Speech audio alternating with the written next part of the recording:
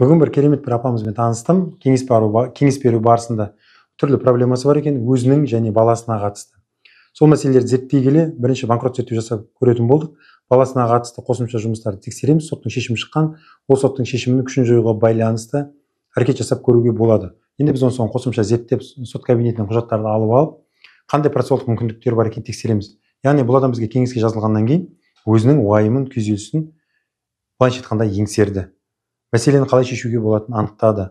Жолдарын айтып түсіндірдік. Егер банкроттық болса, тіпті тамаша. Онда миллиондаған қарыздан құтылады. Ал енді банкроттық келмеген күннің өзінде оның шешімдері бар. Берешекті анықтап алып, оны жаңағындай графикке қойып шешу әрекеттерін жасауға болады. Сотқа берсе де қорықпау керек екенін бәрін түсіндірдік. Бізге кеңеске жазылудың пайдасы осындайда. Ойбай, мен не істеймін, қайтемін, менің проблемам осындай деп жылап сықтап жүре бергеннен жүрекке ауыр алып. Дереу бізге кеңеске жазылыңыздар. Біз сіздердің проблемаларыңызды қарап зерттеп, оның шешімін айтамыз. Сонымен біз сіздерді күтеміз.